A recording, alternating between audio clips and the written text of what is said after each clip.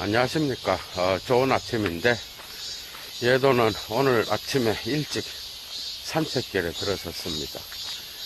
오늘은 데리다의 기원이라는 제목으로 강좌를 열겠습니다. 기원의 문제. 이거는 역시 또한 니체가 제기했던 그런 질문이고, 계보학이라고 하는 니체의 철학에서 기원이 언급되고 있다는 거죠. 우얼슈프룽이라고 기원이라는 게 뭘까, 여러분? 우리의 역사의 최초의 지점에 기원이 있었다는 겁니다. 이 기원의 문제는 서구 형이상학 전체에 들어 있었고, 이 기원을 통하여 많은 철학자와 문학가들 그리고 예술가들이 기원을 표시하려고 엄청난 어떤 그러한 그 노력을 했다고 볼 수 있겠죠. 그래서 데리다는 니체를 따라서 하이데거의 자극을 받아서 이 문제를 또한 추적을 합니다.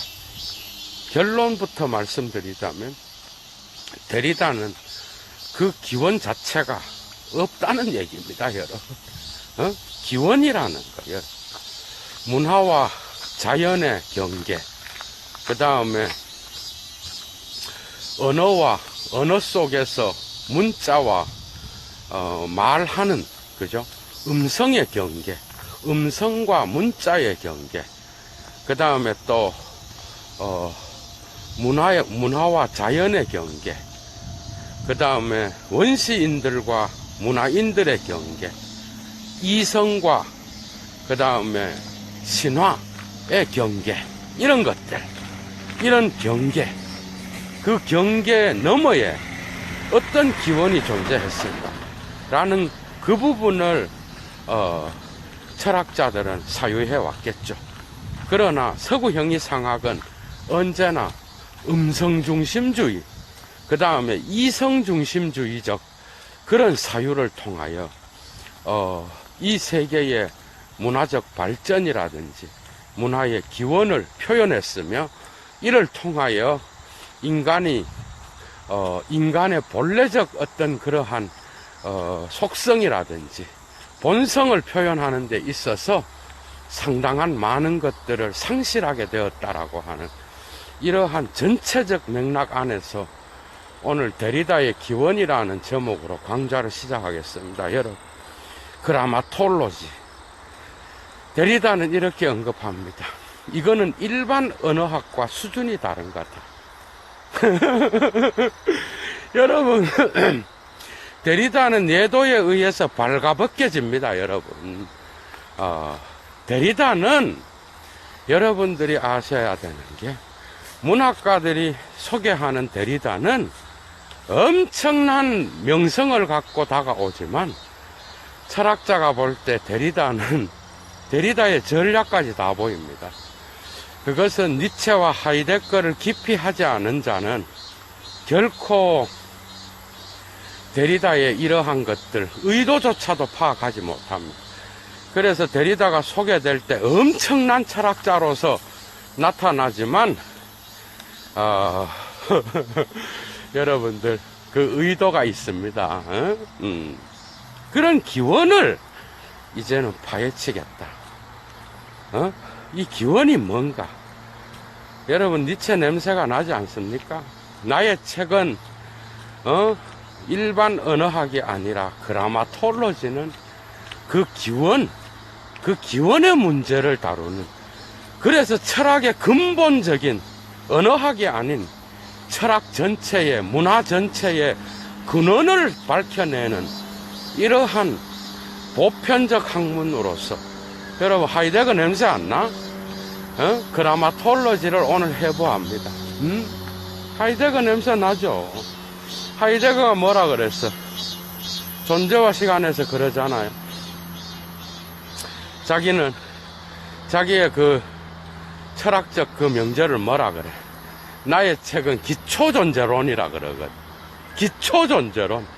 모든 학문이 이것으로. 근데 하이데거는 성공했습니다. 문제는 후설의 보편학은 성공이 불가능했지만은 오늘날 그런 보편학 인정하지 않습니다. 하이데거에 성공을 했다니까. 모든 과학자들, 여러분들, 여러분 생각해봐. 모든 과학자들, 자연과학자, 모든 인문학자는 당연한 거고, 모든 자연과학자 역시도 자신의 실종과 연관해서 연구를 하는 거죠. 분리된 그런 연구는 없다라는 거거든. 성공을 거두었다는 거죠. 데리다는 이제는 문자학으로 서구 형이상학의 토대요. 이 문자학은 언어학에 그치지 않는다라는 거죠. 언어학에 그치지 않는다라고 하는 여기에 데리다의 엄청난 포부가 그라마톨로지에 나타나고 있습니다. 데카르트, 그 다음에 파스칼, 칸트, 헤겔, 또 포이에르바하, 칼 마르크스, 또 이쪽 라인에서 그죠? 하이데거, 키에르케고르, 하이데거, 이러한 1차 텍스트, 프리드리 니체는 당연한 거고, 지금까지 20년 동안 봐온 철학자로서 데리다를 볼 땐 상당히 귀엽죠. 그래서 여러분들이 강좌를 들어도 그죠? 데리다를 찬양하는 자들은 대부분이 문학적인 사유에 경도되어 있습니다. 철학의 라인을 본 자들은 이게 뭐야? 그 그라마톨로지를 딱 잡고 예도가 읽었단 말이에요. 이게 무슨 이게 무슨 논문인지, 왜 이렇게 많은 남의 글들을 갖다 뺏겨놓고 거기에 대해서 이야기를 하는지, 상당한 어떤 그런, 그래서 나는 데리다를 읽으면 남의 책을 읽는 것 같아. 그런데 여러분 봐봐. 특히 니체로부터 엄청난 걸 갖고 갔고요. 그 다음에 하이데거는 끝까지 하이데거를 따라 사유했습니다. 이 부분은 나는 데리다를 높이 평가하는 부분이에요. 그런데 이거를 해체를 했다? 아이고, 거기에는 예도는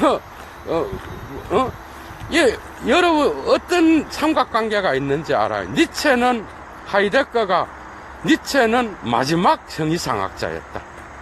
그래서 지가 형이상학을 비판하고 넘어섰다.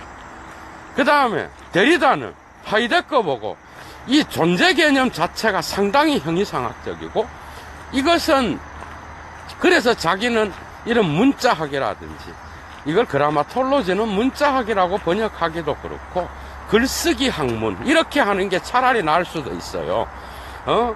그러니까 이런 걸 통하여 그래서 예도는 그냥 그라마톨로지라 그래. 이 그라마톨로지라고 하는 이러한 책을 통하여 자기는 마지막 형이상학자인 하이데거를 넘어섰다. 근데 흉내도 뭐 좀 하이데거는 급이 되거든, 여러분. 책을 읽어보라니까. 근데 이거 데리다 책을 읽고 이걸 넘어섰다고 표현하기가 상당히 철학적으로 사유를 하는 책은 아니다라고 봅니다. 여러분들이 읽어보면 기가 찬 부분들이 있겠지만, 그러나 데리다가 우리에게 가르쳐 주는 게 있어요. 매우 중요한 겁니다, 여러분. 그 부분이 니체랑 하이데거의 영향을 받아서 뺏겼든 어떻든 간에 우리가 배워야 할 게 있다는 거예요. 그래서 예도는 데리다 시리즈를 10편 이상을 이번 주 다음 주까지 다 끝나면 끝날 것 같아요, 추석 전에. 그래서 데리다 시리즈를 지금 하고 있습니다, 여러분. 하도 데리다 바깥에 나가면 개나 소나 데리다가 어떻고 지랄을 하길래, 이 예도가 한번 제대로 한번 해체해줘야 되겠구나 하는 생각을 가졌던 거죠. 오늘 5번째 시간이죠. 데리다의 기원. 제목도 다 예도가 만든 거야. 여러분 한번 생각해봐. 그래서 이러한 그라마톨로지는 어떻게 보면은 모든 서구 형이상학의 모든 걸 넘어서서 자기가 마지막 철학자라고 하는, 철학계에서는 아무도 인정하지 않는 이러한 빠로를 철학계에 퍼뜨리고 다녔다는 거야. 죄송합니다. 미국인의 멘탈리티로는 속을 수 있어요. 미국인은 철학적 사고가 상당히 여러분들 소수의 유럽인들 거기에 가서 정착하고 이런 철학적 사유가 불가능합니다, 여러분. 그러니까 전체 미국인을 내가 비판하는 게 아니라 미국인들은 데리다에 의해서 농간을 당할 수 있어요, 얼마든지. 오늘날 지적도 유럽에서는 인정하지 않습니다, 오늘날. 그래 지금도 지적은 그냥 검증 단계에 있고, 지적도 어여 보면은 좀 뭔가를 좀 넘어서야 돼, 대학 학문으로 가르치기에는. 그러나 지랄을 하든 말든 자리를 잡아가고 있습니다, 지적도. 그래서 여러분 생각해봐, 책을 읽어봐. 그러니까 나는 루소의 자서전을 읽는지 알았다니까, 여러분.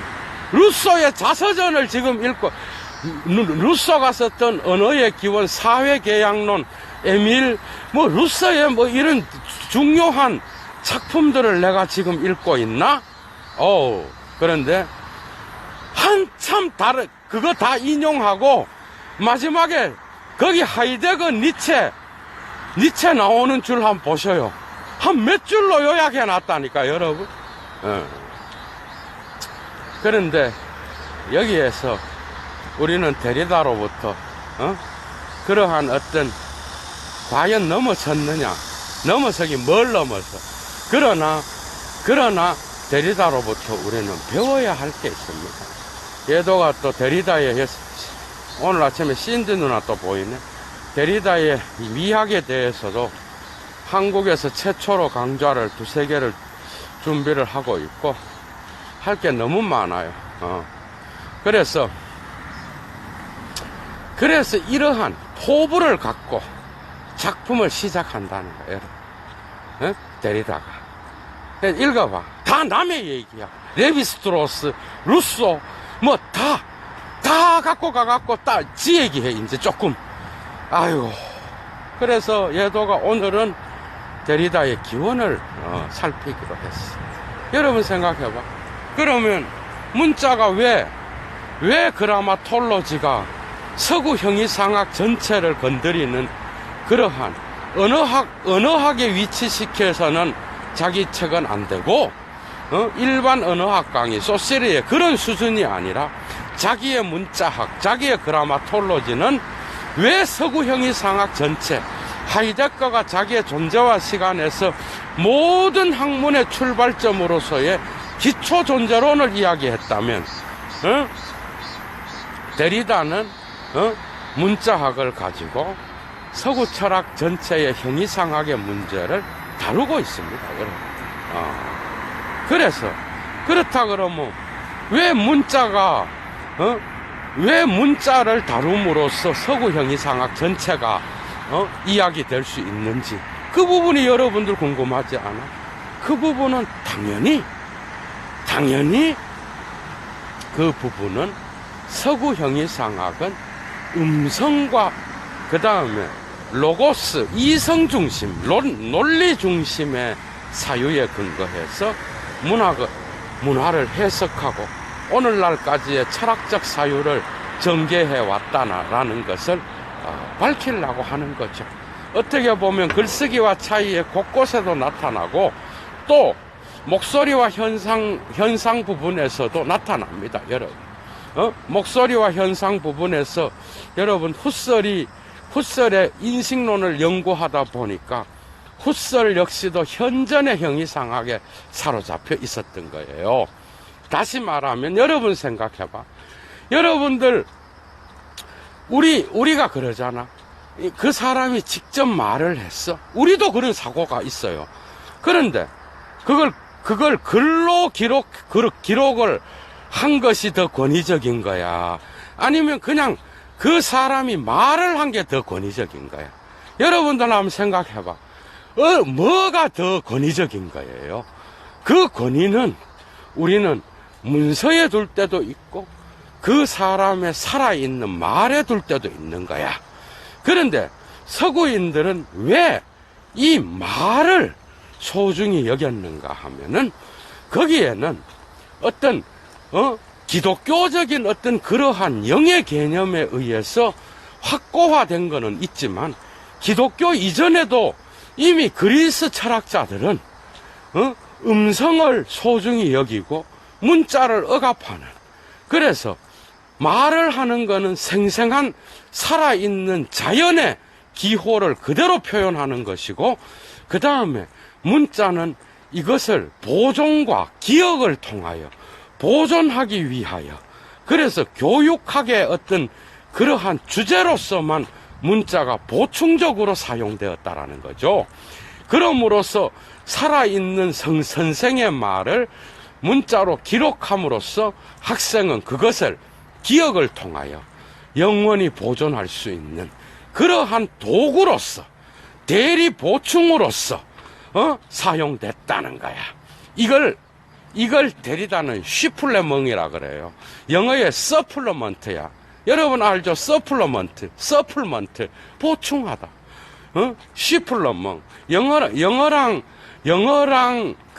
불어는 거의 어원이 같이 가는 게 상당히 많아요. 라틴어 계열이기 때문에. 그래서 이 보충, 대리 보충으로서만 사람들은 음성의 보충적 역할로서만 이러한 문자의 어떤 그 기능을 설명했다라는 거예요. 그것을 데리다는 플라톤부터 시작해서 서구의 어떤 그러한 신학, 그 다음에 중세 신학, 그 다음에 그 헤겔, 그 이후에 많은 철학자들의 문서에서 그러한 문자보다는 문자를 억압하고 음성 중심의 언어를 선호하는, 그래서 진리는 언제나 살아있는 음성을 통하여 자기 자신에게 자기가 계시되는 방식으로 자신의 이성 안에, 자신의 의식 속에 자기 현존하는 방식으로 진리는 표현된다라고 봤다는 거야. 그것을 그는 후설을 연구하다가 발견했고, 후설의 논리 연구나, 여러분들 아시죠? 후설의 기하학에 대한 책을 데리다가 번역해서 거기에 서문이 데리다가 썼던 엄청나게 긴 그 서문이 책 한 권으로 나와서 그도 역시 후설에 대한 어떤 것으로 철학계에다가 발을 붙이고 나중에 세 권을 내면서 뜨기는 했지만은 어쨌든 후설 연구자로서 그 후설을 끊임없이 붙잡고 연구를 하다가, 그죠? 그는 마침내 서구 형이상학 전체가 이지랄을 하고 있다라는 것을 모든 대가들의 텍스트로부터 다 끄집어내는 거야, 여러분. 그래서 어떤 과정을 통하여 음성 중심의 언어가 문자학을 억압했는지, 그러면서 여러분들 그러면서 그는 중국의 상형 문자, 이집트와 페르시아와 이런 데에 있어서 표음 문자를 이야기하고, 상형 문자, 멕시코의 문자, 이러한 원시인들의 어떤 그림과 같은 픽토그램과 같은 그런 것들을 그는 연구를 하면서 결코 이러한 음성 중심을 자기 자신의 목소리를 들으면서 진리를 확인하는 자기 현존적인 이러한 진리관, 이런 것들은 연극에 불과하다는 거예요, 여러분. 이해가 됐어요? 이런 것들은 서구 중심적인 거지 결코 다른 민족에게는 결코 이러한 문화가 없다라는 것을 데이다는 이야기함으로써 이 서구 형이상학의 이러한 로고스와 음성 중심적 이러한 사유를 해체하고 그 자리에 또 다른 다양한 문화들을 대비시키고 있다는 거죠.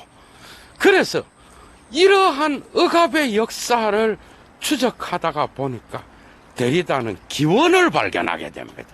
여러분, 기원. 사실 기원은 여러분들 그러니까 지금 도덕의 계보학, 지금 예도TV가 500명에 달했는데, 이제 뭐 빨리빨리 막 하루에 막 7, 8명씩 늘어나? 속도가 붙어갖고. 그래서, 기원의 문제. 예도TV 가면 여러분들이 도덕의 계보학도 예도가 계속해서 1차 자료를 열 거예요. 18개나 있어, 1차 자료 강좌가. 거기에 보면은, 제2논문 12, 13절을 읽어보셔요. 12, 13절에 보면은 기원의 문제를 다룬다고, 여러분. 존재의 기원. 기원은 언제나 힘으로부터 나오고, 그죠? 힘의 투쟁, 힘의 존재론을 이야기하는 부분. 그러면서 이 기원이 어떤 방식으로 오늘날의 제도가 되었는지. 야, 정말 여러분, 여기서 오늘날 데리다의 혁명이 일어나는 거예요. 이 하이데거의, 니체의 12, 13절, 미셀 푸코도 거기서 다 뺏겨간 거야, 여러분. 정말, 여러분들 한번 그쪽을 읽어봐. 그거 다 뺏겨갔다고. 여러분들 이런 얘기를 니체를 전공한 자가 아니고 누가 할 수 있겠어요? 그냥 이게 책에 나오는지 알아. 데리다가 내가 거기서 뺏겨갔다. 그 다음에 푸코가 내가 이거 뺏겨갔다. 이 지랄 하면서 글을 쓰겠어? 어림도 없는 얘기입니다. 거기에 보면은 니체가 지금 보이는 이 제도, 교회만 뭐 예를 들면 문화, 모든 사회적 제도는 기원을 갖고 있는데 그 기원이 지금 눈가리에 보이는 사회의 목적, 우얼슈프룽과 쯔백이라 그래, 독일어로. 쯔백과 우얼슈프룽은 직선적으로 추리해낼 수 없다라고 말해, 여러분. 야, 여기서 푸코랑 데리다랑 들레즈는 또 다른 사유를 갖고 갑니다. 훔쳐가. 여러분. 그래서 오늘날 예도의 자극을 받아서 어디 열등감 있는 새끼가 니체를 공격하고 교를 회복하기 위해서 독일에서 니체 전공자도 아닌 새끼가 예도 흉내를 내면서 딴지랄 한다는 소리를 내가 들었는데, 전공자가 아니면 할 수 없습니다. 이런 거는 백날 흉내 내봐야 거짓과 진실은 언제나 금방 밝혀지게 돼 있어. 이게 보지도 않고 하는 원고도 없는 이런 강좌가 여러분 하루아침에 되는 게 아니에요. 하루아침에 되는 게 아니라고. 거기에서 여러분 한번 보세요. 이거는 니체가 거기서 뺏겨갔다. 오케이. 이런 건 어디에도 없는 이야기입니다.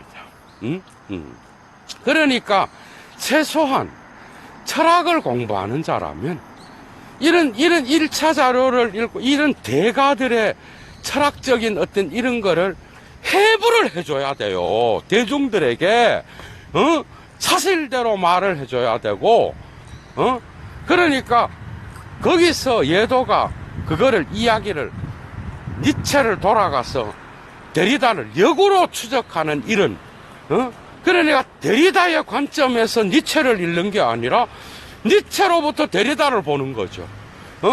그러면 데리다가 붕괴돼 버려요. 이런 그러니까 그런 글쓰기에 왔다 갔다 할 수 있는 거는 하루아침에 되는 게 아닙니다, 여러분. 공부를 한번 해보셔. 그게 되는지. 거기에 보면 이런 게 있습니다.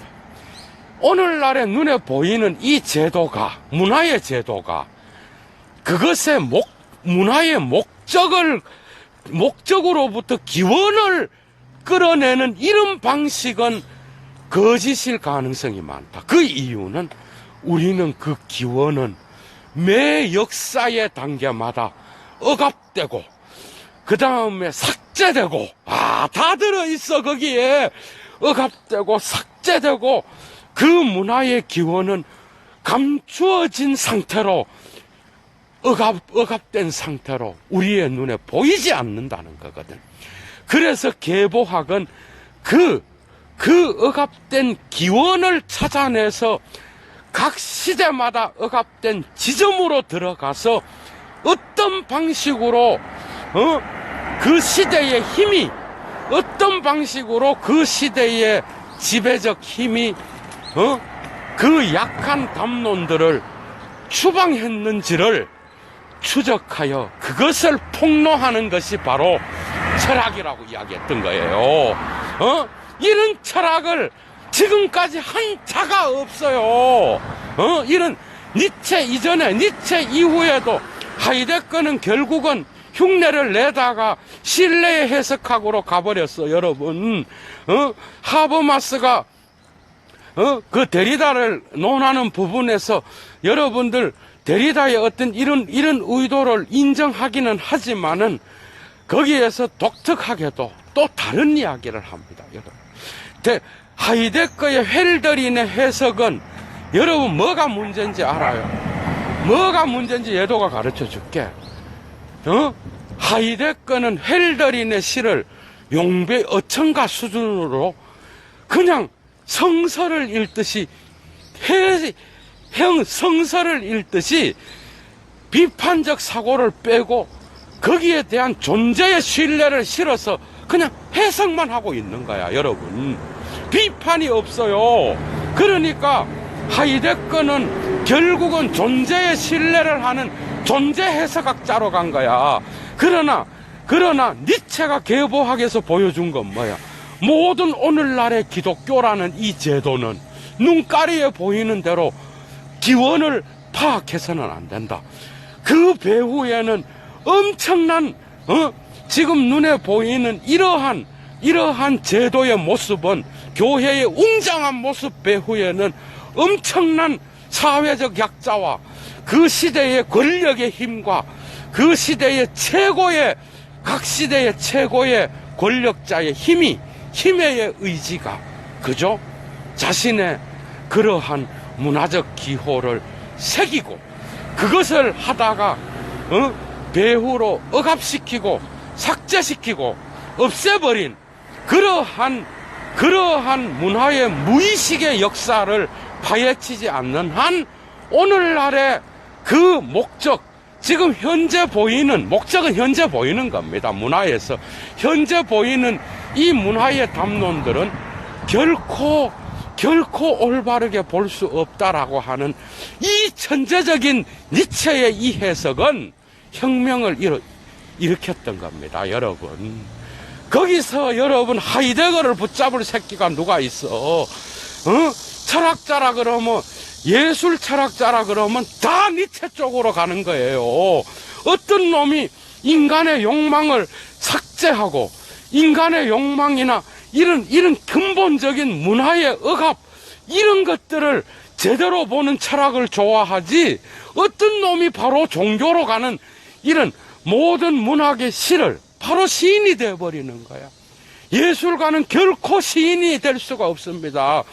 니체와 하이데거를 비교하자 그러면 니체는 바로 시인이 된 이러한 과정을 니체는 까발리는 거예요. 그런데 하이데거는 그 시를 성서를 믿듯이 그런 방식으로 해석하는 쪽으로 맞춰져 있는 거야. 니체는 어림없는 거죠.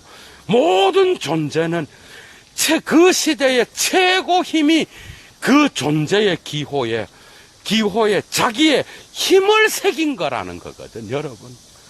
모든 문화 속에는 문신이 들어있다는 거예요. 이것도 예도 말입니다. 정말 여러분들 생각해봐. 모든 문화에는 그러한 억압의 기호, 억압을 여러분 생각해봐. 최고의 힘이 문화 속에 쓴 그 문자 배후에는 여러분 그 문자 배후에는 약자의 억압된 피가 들어있는 거예요. 이해가 됐어? 모든 문화에는 이 지배담론, 다시 말하면 마태, 마가, 누가, 요한이 선택되기 위하여서는 얼마나 많은 마리아 복음, 도마 복음, 무슨 요셉 복음부터 시작해서 엄청난 복음서들이 배제되어야 했던 것처럼 모든 역사는 그 문화 속에 자기의 힘을 새기면서 그 약자의 힘을 죽이고 억압하고 배제시킨 이러한 무시무시한 이러한 역사를 갖고 있다라는 걸 폭로한 게 니체라는 거야, 여러분. 그러면 데리다가 볼 때 그 기원을 추적하려 그러면 그 기원은 뭐야? 니체가 역사적 기원을 밝히는 거예요? 아니, 그 기원을 지금 이런 거야. 예도가 지금 만약에 철학자라 그럽시다. 저 사람은 독일어도 영어도 왔다 갔다 하고 라틴어도 쓰고 저 새끼는 그래서 그 기원이 참 공부를 하는 집안이고, 이런 방식으로 추론해내는 거는 순진한 영국과 영국 라인의 도덕주의와 윤리자들이 했던 그러한 연역의 방법이라는 거예요. 이런 방식으로는 어떤 문화도 해석을 올바르게 할 수 없다는 거예요. 도덕이라는 말 배후에는 좋음과 나쁨이 있었고, 그 좋음은 그 시대의 최고의 힘이 그 배후에 약자들을 몰아내면서 자기의 규율을 만들었는데, 그 규율이 바로 도덕이라는 거야, 여러분. 이해가 됐어요? 오늘날 얼마나 여러분 철학자랑 만약에 데리다가 아직 크지 못했을 때 여러분 정부나 이런 데서 그를 관리하고 지배하기 위하여 데리다가 무슨 마약 소지를 내가 체포당했다. 오케이. 여러분, 언제나 철학자를 한 인간을 최고 권력이 조질 때는 어느 집단에서건 도덕을 갖고 돌아요, 여러분. 그런데 그 도덕에 안 걸릴 새끼가 하나도 없어. 문제는 누가 누구를 공격하고 지랄을 하냐고. 데리다가 담배 3개 피면서 씨발 뻑큐를 날렸다는 거 아니야, 여러분? 이런 개새끼들이 여러분, 나중에 국가라는 권력이 데리다와 같은 이런 철학자를 잡을 수가 없게 됐을 때는 나중에는 상황이 달라지는 거죠. 모든 여러분들 한번 봐봐. 이 기원의 문제. 이건 니체가 엄청나게 연구했던 겁니다. 그 작은 도덕의 계보학 제2 논문, 그 작은 몇 페이지 되지 않는 거에 이런 사유를 니체가 만들어주고 있다는 거예요. 그래서 계보학은 오늘날 모든 철학자의 주제가 되었다라는 거 아니겠어요, 여러분? 그게 기묘하게도 프로이트의 무의식과 같이 같고, 그 무의식이 언제나 니체가 문화 무의식을 미리 이야기한 자로서 선구자였는데, 기가 막히게도 프로이트의 이러한 무의식, 그래서 나중에 프로이트도 흉내 내갖고 문명의 기원, 뭔 종교의 기원 하면서 문화로 자꾸 오잖아, 여러분. 여러분, 이제 따라올 수 있겠죠. 그래서 예도가 그러는 거예요. 여러분 생각해봐. 도덕과 윤리는 언제나, 그렇다고 예도는 도덕 파괴주의자가 아닙니다. 인간은 도덕을 지켜야 하죠. 당연히 그 시대에 지배적 법을 지키지 않고 사회가 어떻게 존재할 수 있어. 그러나 철학자가 말하는 거는 그 법과 도덕 배후에 들어있는 엄청난 기존 질서를 유지하려고 하는 그 거대한 힘에 맞서지 않는다면 그는 철학자가 아닌 거예요. 이해가 됐어?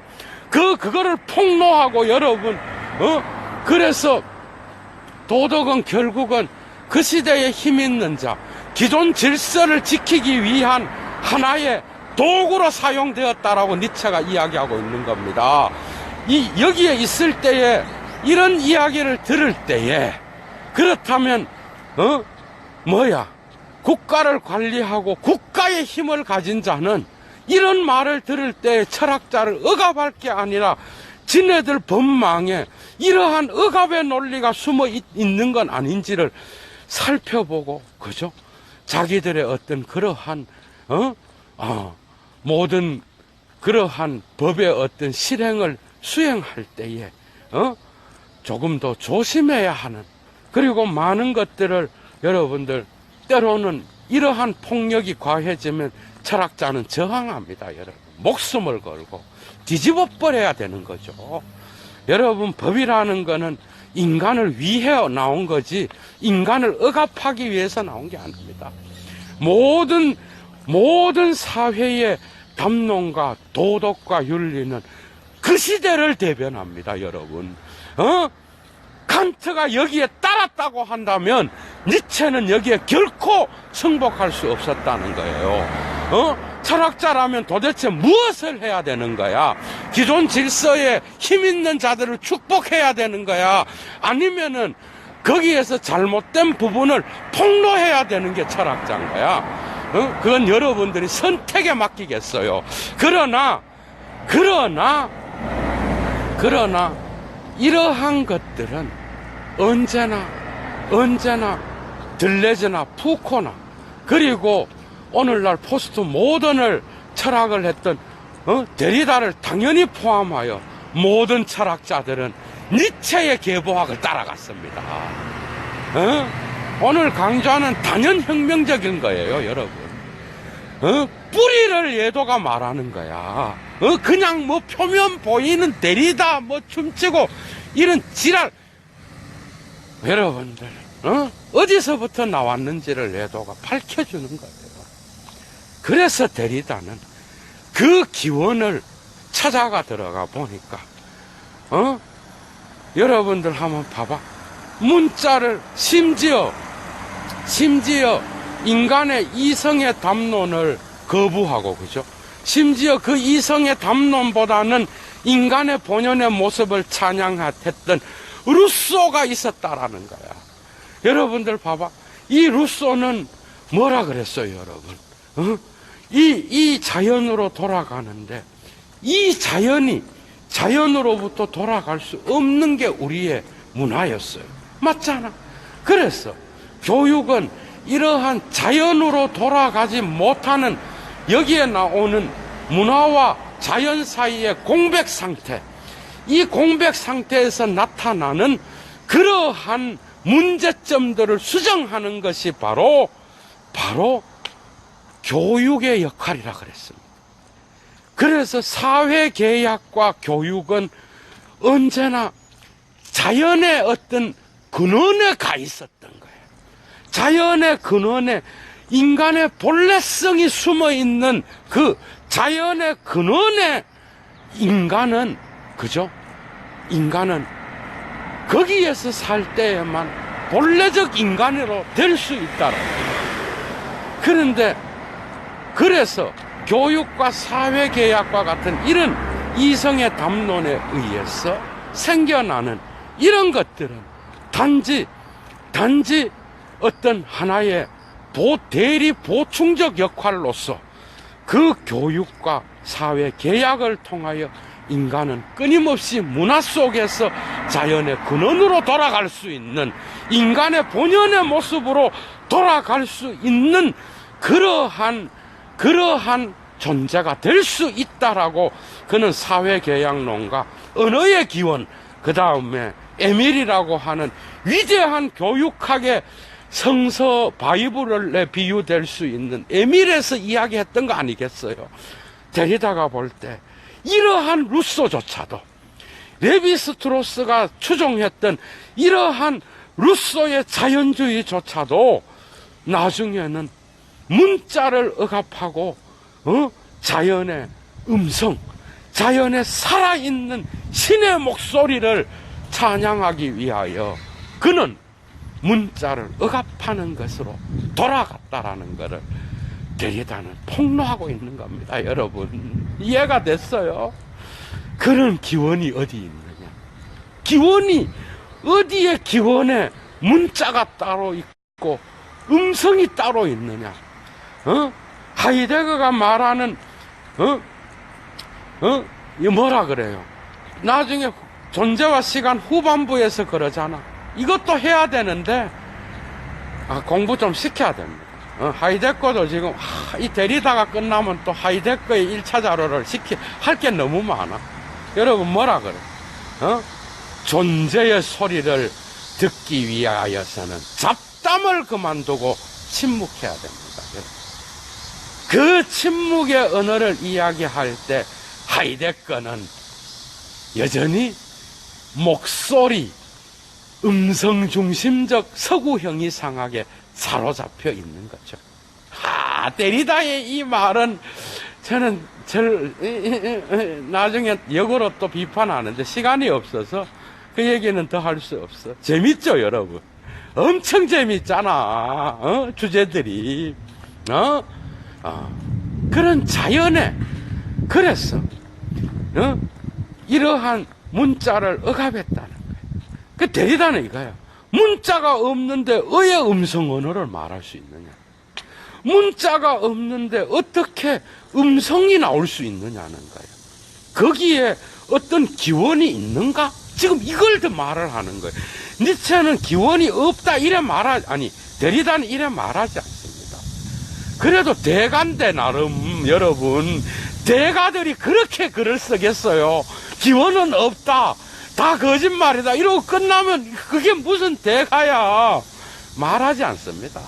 그라마톨로지에서 예도가 여러분들을 이끌어주는 거죠.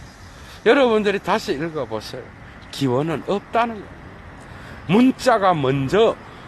문자가 먼저일 수도 있고 음성이 먼저일 수도 있다는 겁니다. 음성과 문자는 함께 문화를 형성하고 함께 자연과 문화를 형성했고 자연과 문화는 명백하게 나눌 수 있는 개념이 아니라는 거예요. 지금 데리다. 그래서 서구 중심의 이러한 음성주의 중심의 언어가 이집트와 중국과 그 다음에 멕시코와 무수한 다른 세계 문화권의 언어보다 더 상위에 있는 게 아니라는 얘기야. 특히 목사들은 예도로부터 정말 대가리를 숙이고 배워야 됩니다. 얼마나 많은 것들을 우리가 배울 수가 있어. 목사들만큼 폭력적이고 목사들만큼 이기적으로 자기의 담론을 말하는 자들이 어디 있냐고. 정말 엄청난 걸 배울 수 있는 거예요. 할 얘기가 너무 많습니다. 그래서 레비스토로스가 그 원시인을 보호하고 그리고 그 원시인들을 이야기하면서 언어의 문제를 이야기하잖아. 여러분 데리다가 또 레비스토로스의 슬픈 열대도 언급하고 이 다양한 것들을 언급하면서 원시인들이 그와 같은 레비스토로스와 같은 인간의 기원의 문제점을 삼았던 이러한 인류학자조차도 문자를 음성 언어보다 하위에 두고 있다라는 것을 폭로하고 있는 겁니다. 알았어요, 여러분?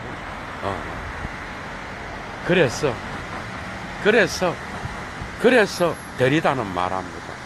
모든 문화 속에 문자가 먼저 있었다.